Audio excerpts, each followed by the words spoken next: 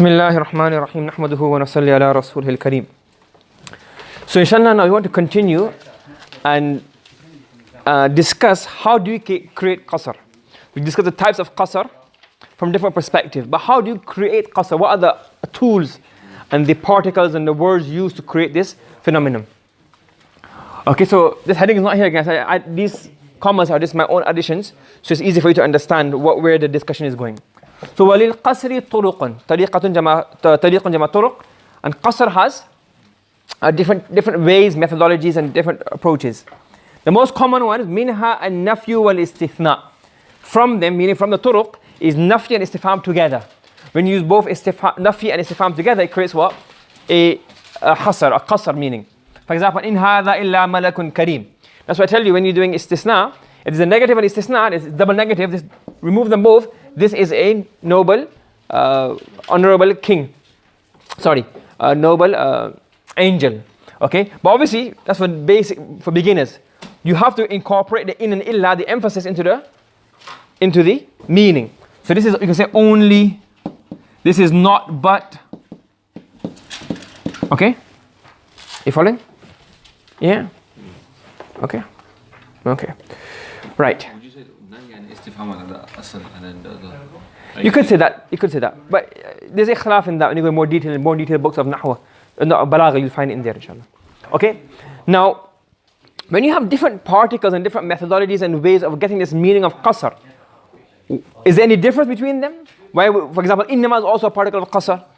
So is there any benefit in innama as opposed to man illa? What's the difference between them? So it says here that when you use adat and when you use adat of nafy and istifham, then this is usually in something where the person refuses to accept, or you're treating him like a munkir. Remember at the beginning? We did about there's three types of khabar: ibtida'i, talabi, and inkari. So you use this when the person is munkir. So for example, you would use in and a negative, man illa. When the person you're speaking to, either he's munkir, or you're treating him like a munkir. Huh? Man, any negative and illa. So when you use any negative and illa, the specifics of this is as if you are creating an emphasis to prove to someone, or to tell, or get the point across to someone who refuses to accept. Okay? Do you understand? How does that differentiate? For example, look. وَإِلَىٰ آدٍ أَخَاهُمْ هُودًا قَالَ يَا قَوْمِ اعْبُدُوا اللَّهَ. Oh my people, worship Allah. مَا لَكُم مِّنْ إِلَٰهٍ غَيْرُ. Because you used to worship other gods. They refuse to believe in Tawheed. So he says here, إِن أَنْتُمْ إِلَّا مُفْتَرُونَ. So مَا لَكُم مِّنْ إِلَٰهٍ غَيْرُ. You are only forging lies against Allah subhanahu wa ta'ala. So because they say, no, we're not forging lies, it's the truth. There's more than one God, or these islands of the gods, or there's no God altogether, whatever they want to believe.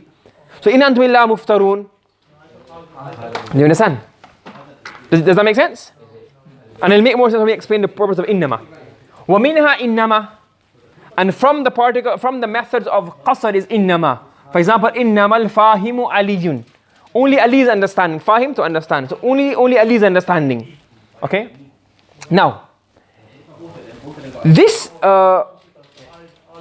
is used when the mutakallim wishes to get this message across, that the mukhatab, either he should know this. It's nothing too obvious. It's a kind of obvious fact. Okay? Do you get what I'm trying to say? So man illa is more emphasis and more tawqeed, and the mukhatab is more ingrained in his refusal. And the innama is like, okay, yeah, you're supposed to know this anyways. For example, and you could treat somebody like this as well. For example, you say innamal masihu Isa ibn Maryam. Now, even though so you're saying he's only the son of Maryam. So you're saying something obvious, it's something you're supposed to know anyways. Okay? Innama huwa ilahu wahid. Now, when you say innama huwa ilahun wahid, and when you say ma min ilahin illallah, the same meaning. Which is more emphatic? Bottom one, because that's ma and illa. It's saying, look, you're refusing to accept, and I am treating you as if you're refusing to accept. I say, ma min, you're stubborn. You don't want to listen. You have this fixed opinion. The ma min ilahin illallah. And something that everybody knows, إِنَّمَا هُوَ إِلَهُ وَاحِدٌ. And I'm treating you as if you're supposed to know anyways. So for example, the hadith, the Prophet sallallahu alaihi wasallam says, إِنَّمَا الْأَعْمَالُ بِالنِّيَّاتِ. Nobody's refusing this. He's pointing out that everybody should have known this. This is a fact that everybody should have known. إِنَّمَا الْأَعْمَالُ بِالنِّيَّاتِ. It's not something like, too ambiguous or something that you shouldn't know. You understand?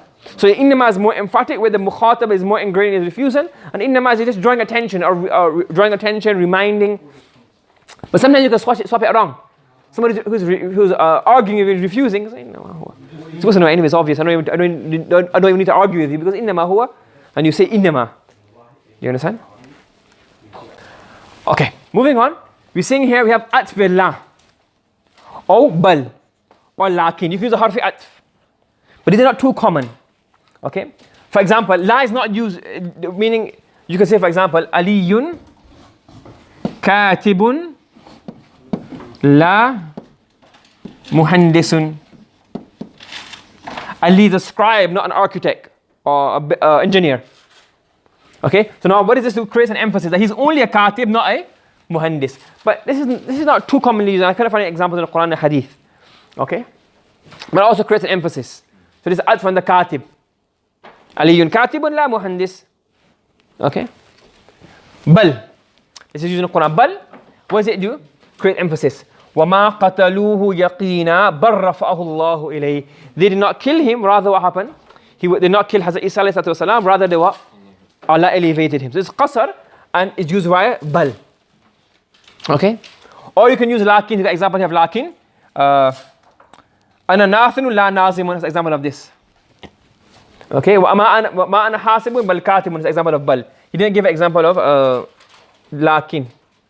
Okay? An example of lakin is وَمَا قَتَلُوهُ وَمَا صَلَبُوهُ. They did not kill him, they did not crucify him, وَلَكِنْ شُبِّهَ لَهُم. Rather, the matter was made confusing for them. Or وَمَا ظَلَمُونَا وَلَكِنْ كَانُوا أَنفُسَهُمْ يَظْلِمُونَ. Example of lakin. They did not wrong us by not carrying out the commands of Allah subhanahu wa ta'ala. They're not wronging Allah, rather وَلَكِنْ كَانُوا أَنفُسَهُمْ يَظْلِمُونَ. They were only wronging themselves and oppressing themselves. So lakin comes here and creates emphasis that is not, the zulm was not on us, rather the zulm was on what? Anfusahum.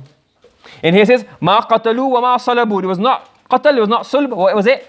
Shubbiha lahum. So this creates an emphasis, a qasr. It was not qatal and not salb, it was only shubbiha lahum. It was not, the dhulm was not on us, it was only on anfusahum, themselves. Okay? So these are the particles, la, bal and lakin, and these three particles can also be used to create the meaning of qasr. Following? Make sense?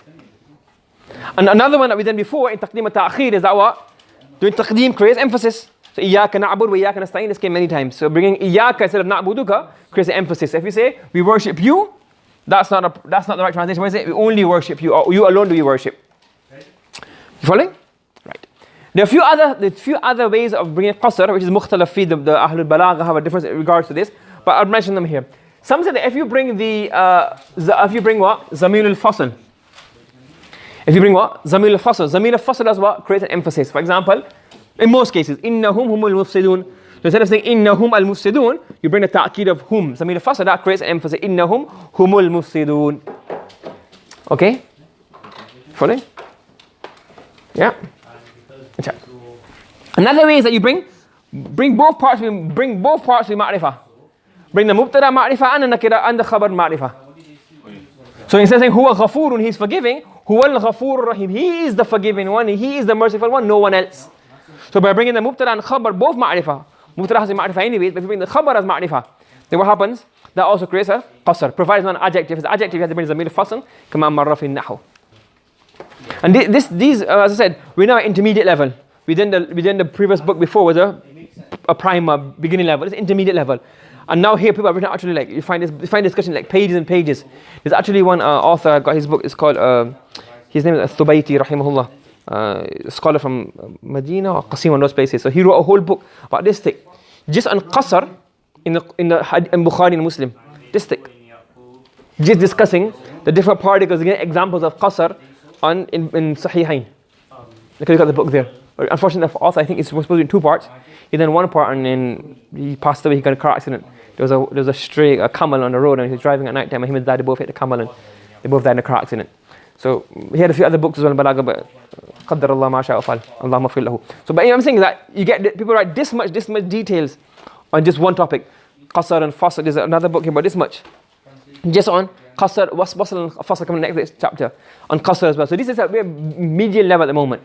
Okay, so you're getting a bit more into it. And the Muntaha level, you can go there if you want to later on. Okay, but this remember, there's more where this came from. Okay. Inshallah, I'll give, once you finish Duroosul Balagah, I'll run through you different books, the different authors, and how you can find more depth if you want to go into it, inshallah. Okay? Subhanallah, bihamdi, subhanaka Allahumma wa bihamdika, nashhadu la ilaha illa anta wa nastaghfiruka wa natubu ilayk.